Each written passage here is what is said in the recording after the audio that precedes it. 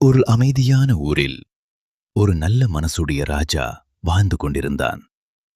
அந்த ராஜாவுக்கு ஒரு மிக நெருக்கமான நண்பன் இருந்தான். அவன் ஒரு சாதாரண மனிதன். ஆனா அவன் வாழ்க்கை சாதாரணமில்லை. அவன் ஒரு நாவிதன். அவன்தான் தினமும் ராஜாவுக்கு முடிவெட்டுவான், சேவிங் பண்ணுவான். அதனால் அந்த ஊரில் உள்ள எல்லா மக்களும் அவனிடமே தான் வருவார்கள். ராஜாவை தொட்ட கை நமக்கும் நல்ல அதிர்ஷ்டம் தரும் என்று நினைத்தார்கள். அவன் வாழ்க்கை எப்படி தெரியுமா? பணம் இருந்தாலும் இல்லை என்றாலும் அவன் முகத்தில் எப்போதும் ஒரு சிரிப்பு இருக்கும். அவன் மனசு நிறைந்திருந்தது. ஒரு நாள் அவன் பக்கத்து ஊருக்கு வேலை விஷயமாக போக வேண்டிய நிலை வந்தது. அந்த வழி ஒரு அடர்ந்த காடு, மரங்கள் சூழ்ந்த அமைதி, சற்று பயமூட்டும் சூழல். அவன் நடந்து கொண்டிருந்தான். அப்போது திடீரென்று ஒரு பூதம் அவன் முன் தோன்றியது. ஆனால் அது பயங்கரமாக இல்லை. அது அவனை பார்த்தது. அவன் முகத்தில் இருந்த சந்தோஷத்தை கவனித்தது. "நீ எங்கே போற?" என்று கேட்டது. அவன் சிரித்தபடி சொன்னான், "பக்கத்து ஊருக்கு வேலைக்கு போறேன்." பூதம் சற்று சிரித்தது. "உனக்கு நிறைய பணம் வேணுமா?" அவன் கண்கள் விரிந்தது. "யாருக்குத்தான் வேண்டாம்னு சொல்ல முடியும்?" பூதம் சொன்னது. "நான் உனக்கு ஒரு புதையலை காட்டுறேன்." அது அவனை ஒரு பெரிய மாமரத்தடியில் அழைத்துச் சென்றது.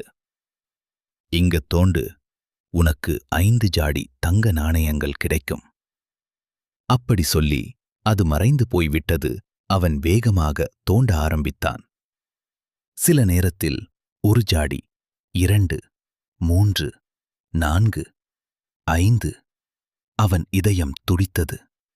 இது உண்மையா? அவன் எல்லா ஜாடிகளையும் வீட்டுக்கு கொண்டு வந்தான். ஒவ்வொன்றாகத் திறந்தான். 4 ஜாடிகள் முழுவதும் தங்கம் நிறைந்திருந்தது.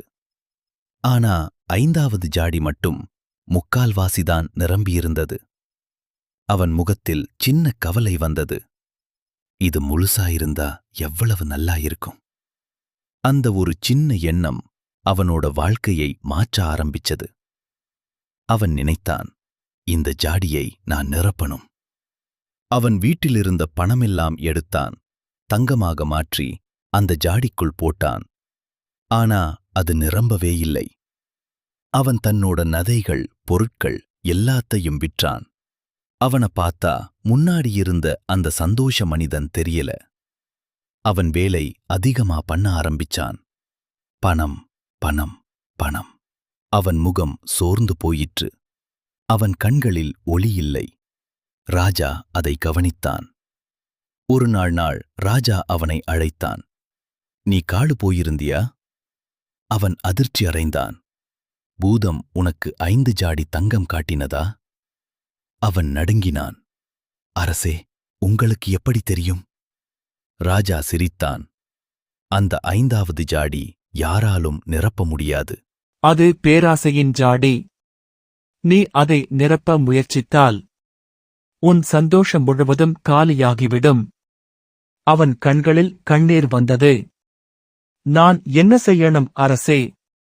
ராஜா மெதுவாக சொன்னான். "அந்த ஜாடிகளை திருப்பிக் கொடு. உன் பழைய வாழ்க்கையை திரும்பப் பெறு." அவன் காடு போனான். பூதம் மீண்டும் தோன்றியது. அந்த 5 ஜாடிகளையும் திருப்பிக் கொடுத்தான். பூதம் சிரித்தது. அந்த ஜாடிகளை மீண்டும் புதைத்தது. இன்னும் ஒருவன் பேராசையோட வருவான். அவன் வீடு திரும்பினான். அவன் மீண்டும் அதே நாவிதன். சின்ன வாழ்க்கை, ஆனா பெரிய சந்தோஷம். நமக்கு கிடைத்தது போதும்னு நினைக்காத மனசு எப்போதும் நம்மை காலியாக்கும். அதிகம் ஆசைப்பட்டால் நம்ம சந்தோஷமே நம்ம கையிலிருந்து போய்விடும். ஆனா அடிப்படை தேவைகளை பூர்த்தி செய்து நன்றி உணர்வோடு வாழ்ந்தால் வாழ்க்கை ஒரு பொக்கிஷம்.